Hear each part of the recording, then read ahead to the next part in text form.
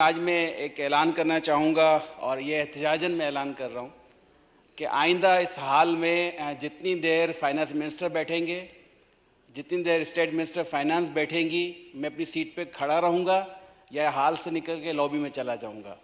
क्योंकि इंतहाई हमारे लिए दुख और तकलीफ़ की बात है कि जो लोग इस असेंबली की मेंबरशिप पाने के लिए लाखों जतन करते हैं, वजारतों के हलफ लेने के लिए मिन्नतें करते हैं, और जब कुछ करने का, आवाम को सहूलत देने का वक्त आता है तो अपनी सीटों से गैर हाजिर होते हैं। जो हम यहाँ बातें करेंगे वो इंशाल्लाह कहीं नोट भी होंगी। वक्त सिर्फ हुक्मरान बदल रहे हैं। हमारी ख्वाहिश और कोशिश है कि हमारी बातों से आवाम की तकदीर भी बदले। हम सब ने कोशिश और काविशें की हैं कि सिर्फ चेहरे ना बदलें, इस निज़ाम को बदलें, आवाम की हालात को बदलें, पाकिस्तान को तरक्की की राह पर लेके जाएं। लेकिन जब ऐसी गैर जिम्मेदारी रहती है तो फिर हमें उम्मीद हमारी टूटती नज़र आती है।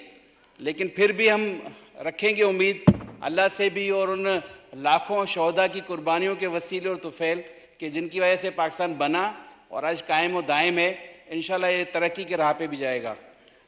डिप्टी स्पीकर साहब, मैं आपकी इजाज़त से आइन में से कुछ चीज़ देखकर पढ़ना चाहता हूँ।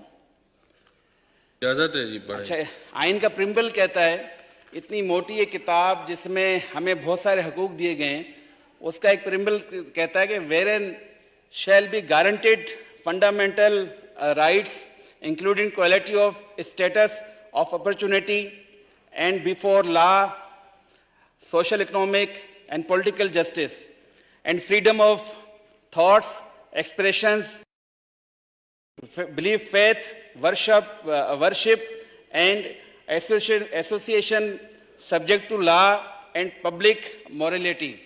और इसके जवाब में यानी कि हमें आइन जो सियासी, माशी, माशरती हकूक देता है, बुनियादी इंसानी हकूक की गारंटी देता है। मैं तवज्जो चाहूँगा स्पीकर साहब, डिप्टी स्पीकर साहब, तवज्जो चाहूँगा। जो आइन हमें इतनी सारी गारंटी देता है हमारी हिफाजत की, हमारे बुनियादी हकूक की, और वो हमसे क्या चाहता है? हमसे सिर्फ वो एक चीज़ चाहता है जो कि इसी आइन में लिखी हुई है, और वो लिखा हुआ है, loyalty of the states is the basic duty of every citizen.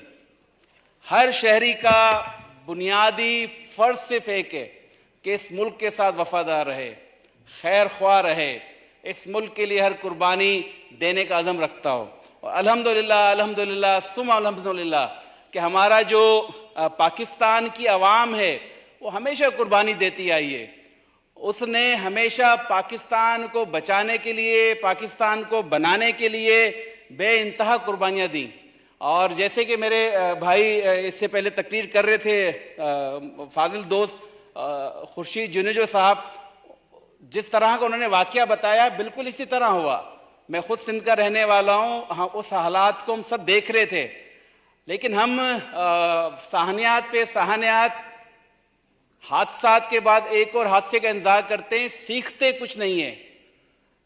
Quaid-e-Azam Mohammad Ali Jinnah रहमतुल्लाह अलैह की वफात का चाहे साहनिया हो कि जो तारीख बता रही हो, तारीख छुपी नहीं रहती। 76 साल तो इस मुल्क की तारीख है, ज़्यादा पुरानी भी नहीं।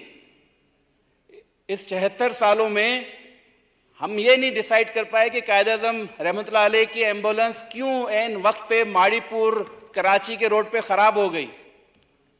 उसको हम लेके चलते रहे। क्यों 1954 में खान शहीद मिल्लत लियाकत अली खान को शहीद कर दिया गया? क्यों और सियासी जोमा को, किसी को फांसी चढ़ाया गया, किसी को धमाकों में हयात मोहम्मद खान शेरपाव का मुझे वाकया याद है किस तरह उनको शहीद किया गया।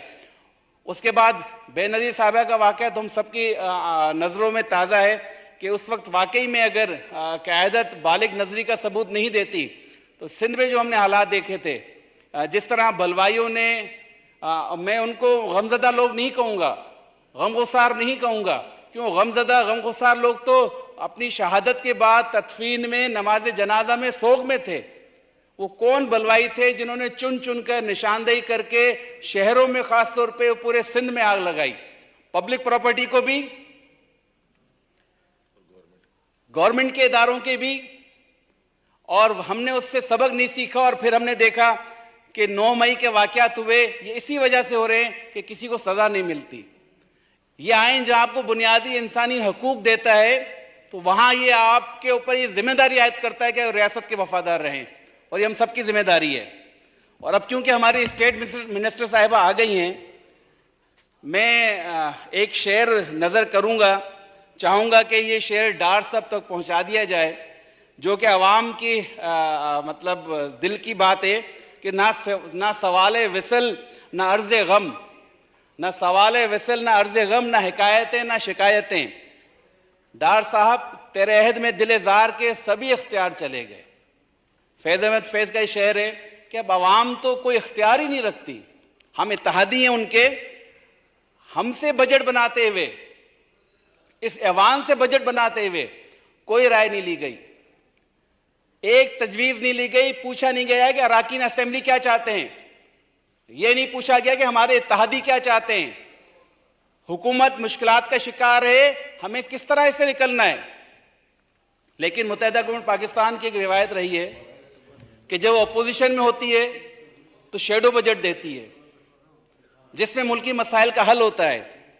लेकिन क्योंकि इन्होंने हमसे नहीं पूछा, नहीं मीटिंग की, तो हम शेडो बजट तो बतौर इत्तेहादी होने के, और कोई फख्र नहीं रहा इत्तेहादी होने पर। अब तो शर्मिंदगी की सूरत हाल हो गई है कि अवामी मसाइल जूं के तू हैं, कारकर्दगी वुज़रा की जूं की तू है, किसी भी तरह से कहीं इंप्रूवमेंट नहीं है। जो इदारे चल रहे हैं बल्कि तबाही की तरफ जा रहे हैं। उसके बावजूद अगर हम इत्तेहादी है तो ये शर्मिंदगी की बात है। इत्तेहाद सिर्फ इस बात पे कायम है कि हम कोई अनारकी नहीं चाहते, हम कोई ऐसा काम नहीं करना चाहते कि जिससे मुल्क को नुकसान हो।